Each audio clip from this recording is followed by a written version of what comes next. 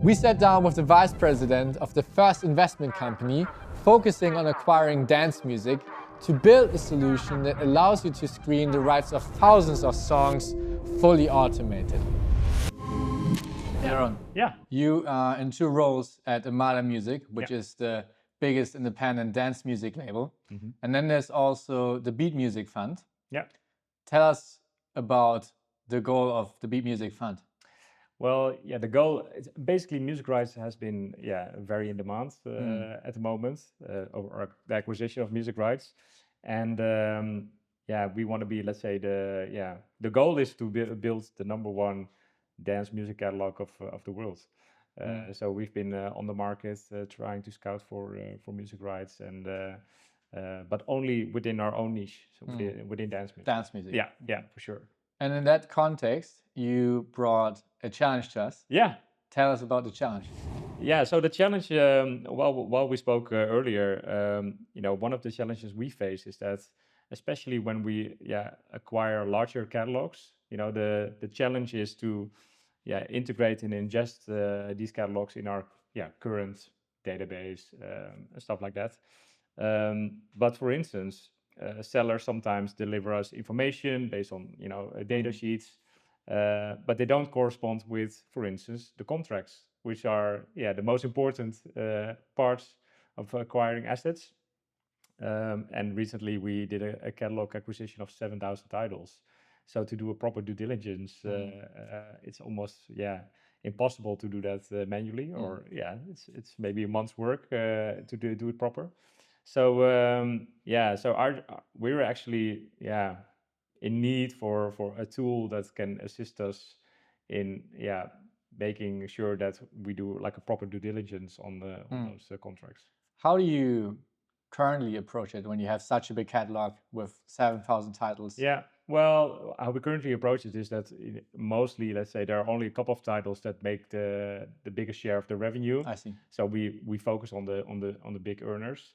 But in practice, if we're doing, let's say, re-exploitation initiatives, such as like remixes and stuff like that, we still need to manually look into like, hey, do the original artists have approval on remixes or not, or what kind of royalty do they actually get, or are their costs recoupable, yes or not?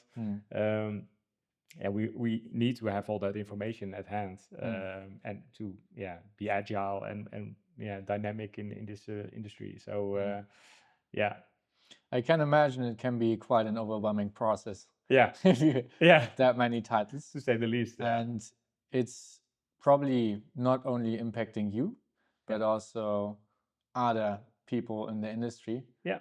Who do you say would be the ones that are struggling with it most? Well, I think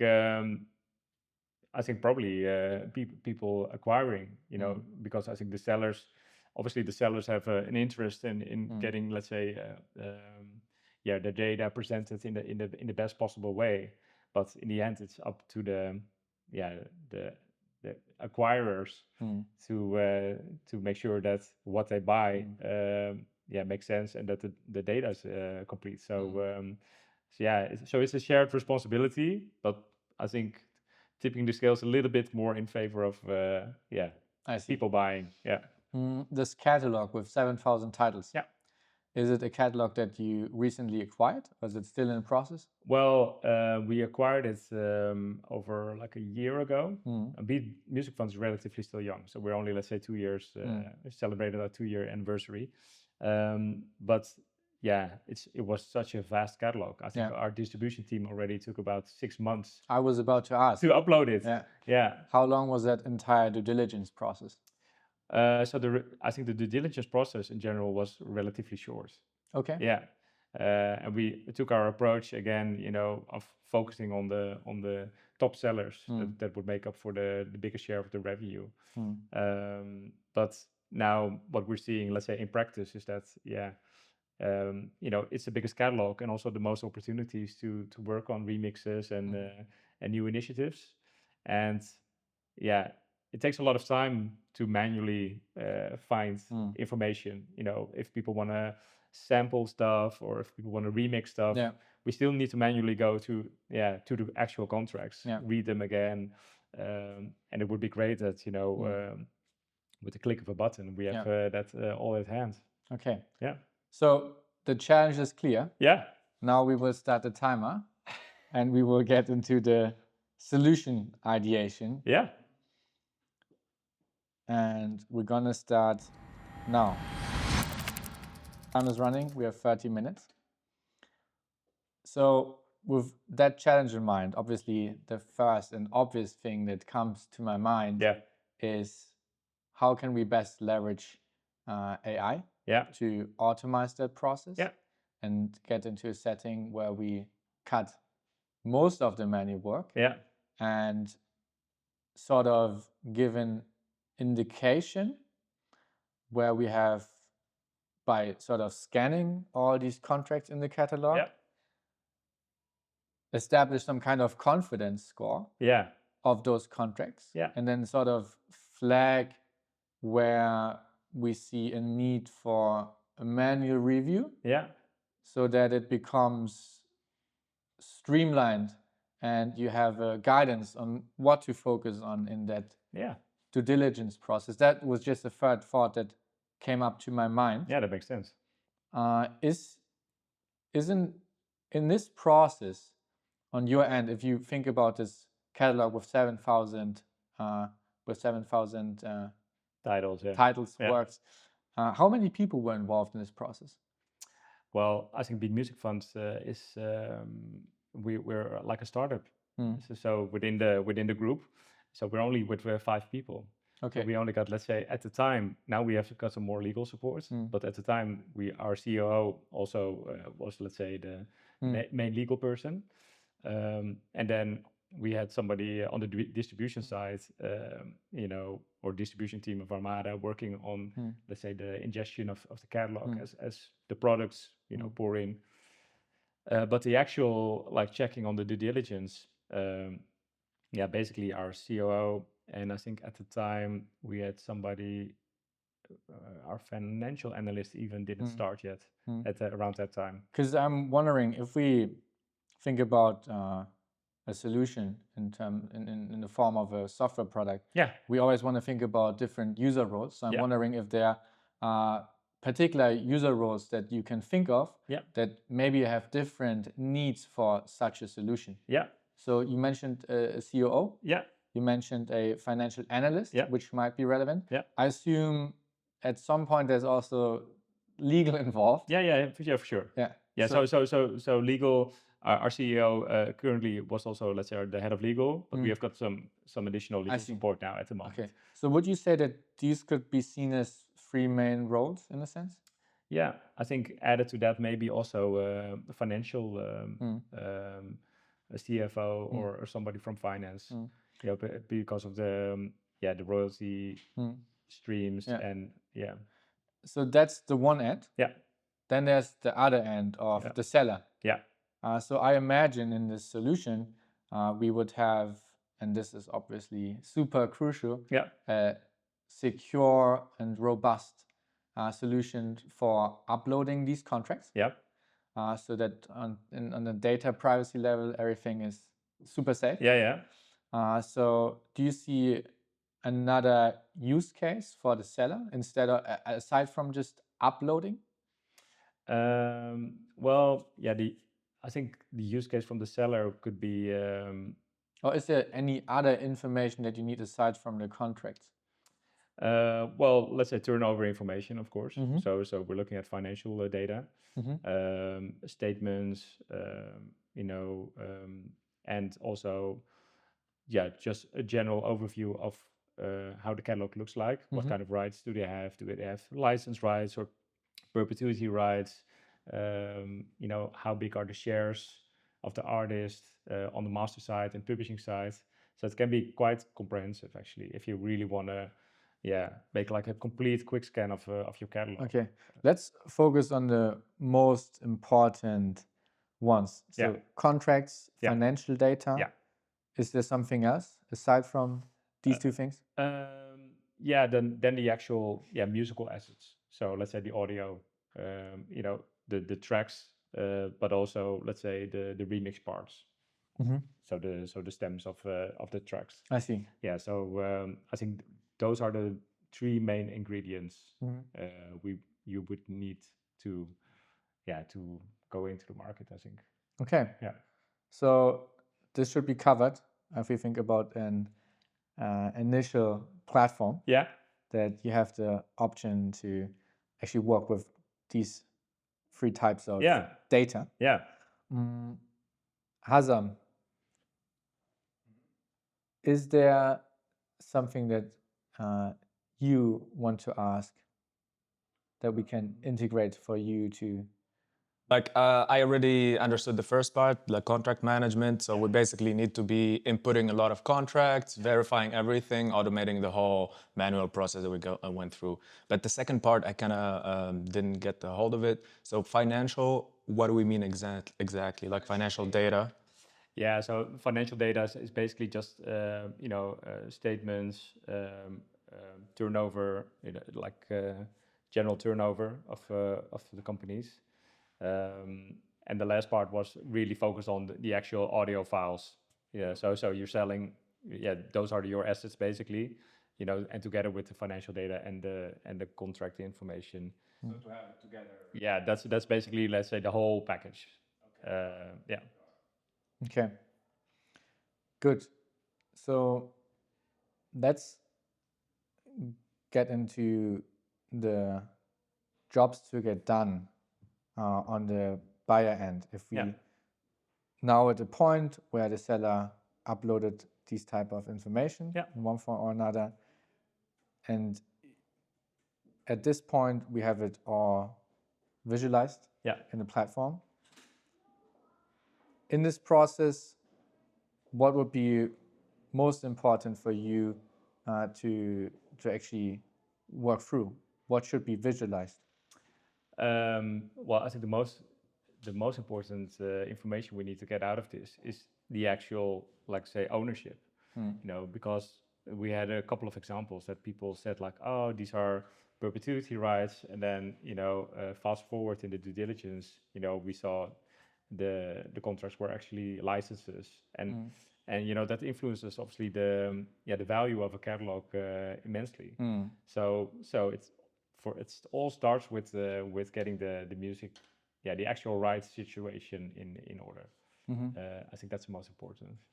Okay, the rights situation in order. Yeah. And then around the financial data. Yeah. Is there also something that you look at in the process, or actual work that you do in the process that could also be integrated in the platform? Well, I think if the platform can actually like link the financial data on track level, that would be, let's say, amazing. Sometimes we get people deliver us just one bulk of financial data, and we always need to send them back to, let's say, for instance, extract the financial information on title basis, because we need to evaluate or have a clear overview of what are the big sellers within the catalog. But also has to do with the fact that it saves us in the due diligence as well. I'm not really sure.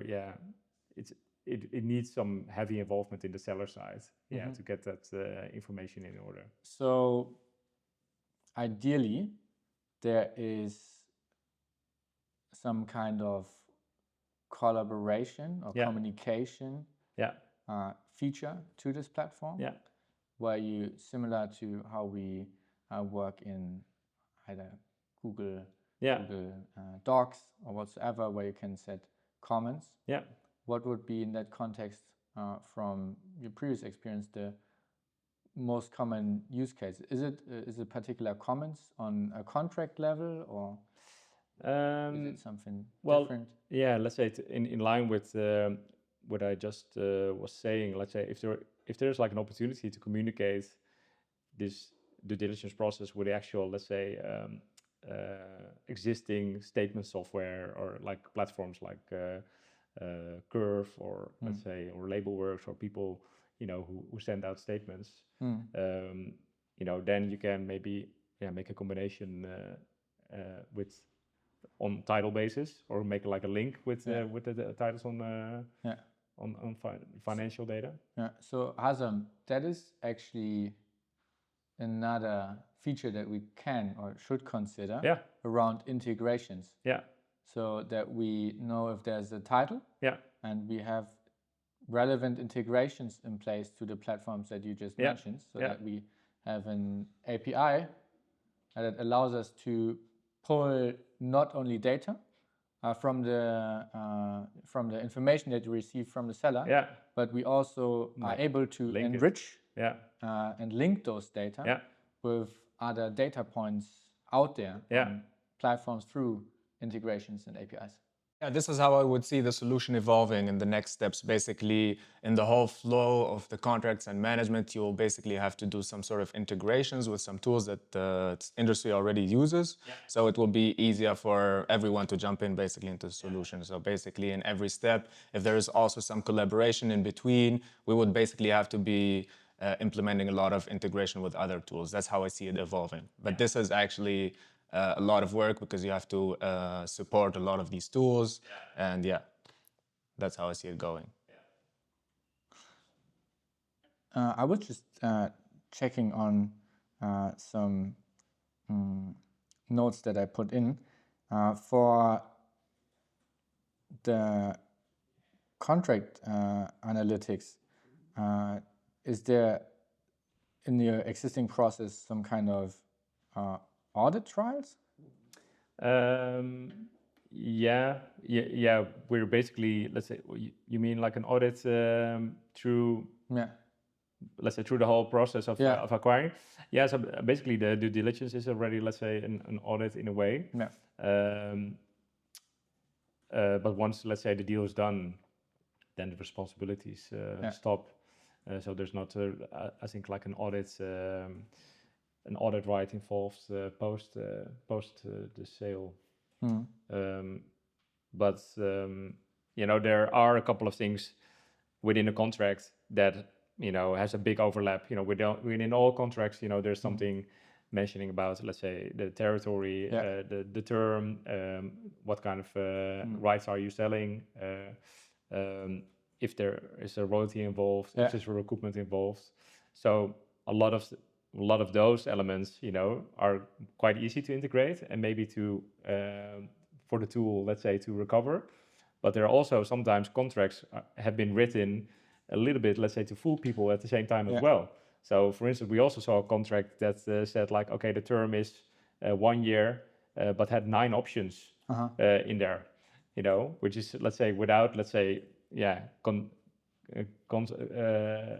without, let's say, additional contracts or addenda confirming those options, you're already lost, like oh, what are the rights actually look like? I see. I will actually also use AI as we're speaking to get a few more ideas up and running. So I will just take the challenge, I will put it in, and we build a small prompt that allows us to actually get solutions in. So I'm just taking the information that we discussed around the challenge and taking a look at the timer. We have around 16 minutes left. So I have a good feeling we're on track. Think about... He has a good feeling as well. He looks confident.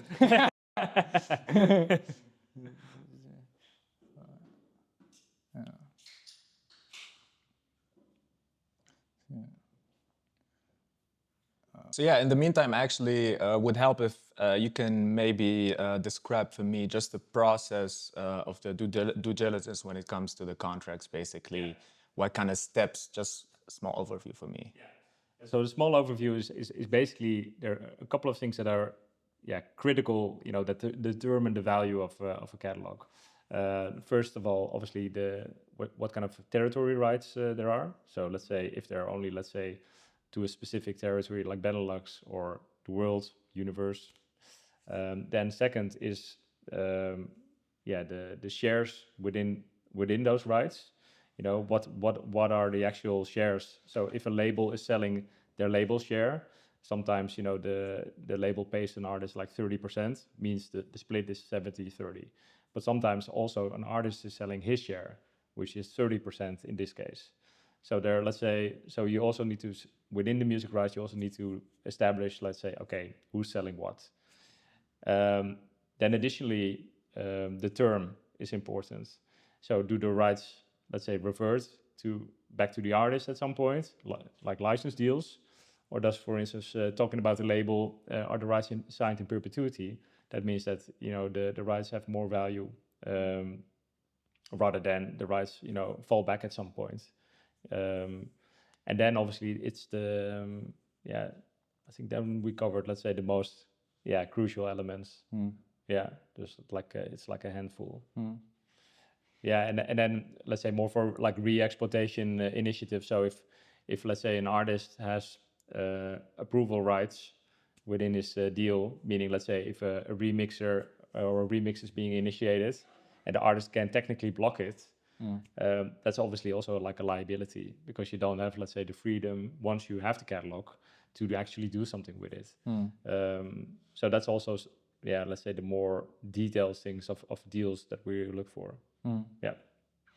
In the meantime, I used the prompt, and there's been some of the key features mentioned that we've been already discussing. So we're on track. We are on track. I wanted to emphasize and focus on the jobs to get done again, because that's important for me to understand. Because one thing is clear, which is around analysis of contracts. So you sort of, as I mentioned initially, get an AI-driven automated process of screening the contracts, and there's a confidence score, and then there's also flagged where you should focus on in particular, so that you can really dive into the details that matter most. Aside from the contracts, what other jobs are most important to get done for you in that due diligence process? So let's assume we checked the contracts, we just discussed it, and this is a thing that we can check off from the list. What else has to get done in that process? Besides analyzing the financial information, you mean? Besides the contracts, then we have the financial information. So basically, financial information should be based on, let's say, last 3, 4, 5 years of information, to see, you know, what the catalog has been doing financially over that time, and then ideally split, you know, per title. You know, because then we can really establish, let's say, okay, what are the bigger sellers within the catalog? Based on that, you know, we use a specific model to, let's say, run the numbers through and make like a prediction of, let's say, what the value could be for in case we're buying, and what a little bit, let's say, the expectations are for the future. So from an investment point of view, the potential for that catalog, catalog potential based on historic data, mainly the last 5 years, and related growth perspectives. Okay. In that context, what are the KPIs that you look at? Well, obviously steady revenue. So sometimes, for instance, we see like specific spikes in a year that, for instance, had to do with the fact that a company or an artist landed like a sync, you know, for like a Netflix movie or like a commercial, you know, in which they get like a one-time payout additionally on, let's say, the general revenue that they're doing. I think the biggest indicator we're looking at is streaming revenue. Streaming, so focusing on the streaming platforms. Streaming platforms, because based on that you can at least, let's say, have a little bit of a predictability on what a catalog is going to do. So streaming is by far the biggest indicator, which sometimes also can be, let's say, a challenge, because some historic catalogs have never ever performed well on streaming as well. and have still, let's say, a historical or cultural kind of value, but it's really hard to predict. So that's a little bit more, what do we think the value is? Like more gut feeling kind of thing. I see. But I think, you know, in terms of the financial data, we'd be looking at what streaming is, because that's also, let's say, take up, let's say 70% of all the revenue. Would you say that there's different types of catalogs that have different, let's say, different ways of analyzing them in terms of the financials? Yeah, so let's say some of I think the catalogs that have landed well on streaming platforms over the years. So let's say from, 2005 onwards, you know, they really, you know, have profited, let's say, a lot from Spotify being there for them. And probably, let's say, the value of their catalogs is bigger rather than some of the more classic stuff prior to that. Because even, let's say, like I would say like a Led Zeppelin has like a big legacy status, and probably, let's say, there's a lot of people who really want to pay a lot of money for that catalog. But if you look at the streaming numbers, they're, let's say, relatively the same as a mediocre to high dance record. You know, so some of those dance records have been doing 100 million streams, and some of the top singles of Led Zeppelin has done like 60 million or something like that. So I think dance music in general, also because it's so global, is therefore also interesting to look at as a asset. Yeah. And then there might be different requirements if we take a look at catalogs aside from dance music. So this is something that we could also consider. Maybe there is no difference in terms of the KPIs that you look at and the indicators, but maybe there is. So actually in the whole onboarding from, for example, the label side, there's also relevant context that we could consider in that platform, so that based on the information that you give about your label, that we in this onboarding process also allow you to give context on what you look at and what are the indicators for you, so that we can in that sense also customize the dashboard in that sense. So while we're talking, I already have a lot more ideas. So I think, you know, we should do another session. Okay, great. We have 8 minutes left. We covered the contract. We covered the financials. What else is important to consider so that we can say the complete due diligence process is covered with that solution? So again, this is information that lies heavy with the seller. You know, so let's say contracts, financial information, and all the actual assets like the audio and the audio files. What do you actually do with these assets? Is it something that you also screen? And if so, what do you screen and how? So let's say the actual audio is obviously, you know, like a necessity in order to restart re-exploitation. So we get from some of the classic 90s and zeros guys, we got, let's say, a big box of CDs, physical CDs and physical DAT tapes. You know, just from the studio with all, let's say, the separate stems and tracks on there. Let's say with a lead melody or a bass line or separate vocals and stuff like that. You know, these kind of elements within a track now sometimes also can be tackled with AI through, let's say, some existing platforms. But we still haven't found let's say, the holy grail in, let's say, getting, let's say, perfectly extracted stems from titles.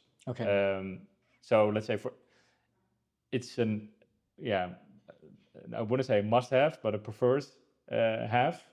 But let's say the must-have is really obviously the actual audio, so the extended version or radio version of a track. One thing that I got back from my prompt was also around metadata in that context. good point. Thank you, prompt. Yeah, yeah. Some catalogs, don't provide metadata. Yeah. But it would be amazing, let's say, if we could have something, scan, and let's say pull up, let's say, of a catalog the metadata that we would need, also to make the music really, findable or in the world. And it also helps for title validation. Yeah. Yeah. Yeah. Okay. No, for sure. So let's say, especially nowadays, I think it's going to be extremely important, to have the meta tag situation in order. Now also, with AI and people, let's say, using AI and databases, I think it's so important that you, make sure that all the information within your own database, meaning your own rights, are in order. Yeah. Okay. Hazam, is there any more input that you want to get from your side? Because I think we're there already. We don't have time to implement anything more. yeah. So I think we should call it already. Okay. Amazing. Shall we? Yeah. All right. I just published it. What a legend. That's actually the very first prototype, the first outcome. I'm super You're curious excited to as see well. what you came up with. Yeah. So this is basically a proof of concept of what we've been talking about. So I created first a simple landing page, which would basically illustrate the different features that we talked about: automated contract digestion, parsing, catalog matching. I also added something else, but this we talk about in next steps, basically. So all the steps here, important part is the dashboard. Oh yeah. So when you go to the dashboard, basically, first you start by uploading the contract and all the files, and then it will have, basically explains the steps I will go through. Yeah. And then let's go to overview. Here we see the overview of the different contracts that we uploaded. Everyone is at a different step. Yeah. And then you can see details. So, oopsies.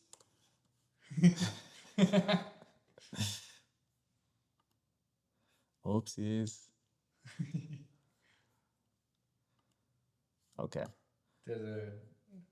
This is a live session. Wait 1 second, I can fix it. The timer has still 2 minutes. 2 minutes. Okay, I got 2 minutes. So just as a question, did you consider these two roles of buyers and seller? I implemented it now from the perspective of what you talked about. Basically, you have a contract and you have to manage it and go through this whole thing.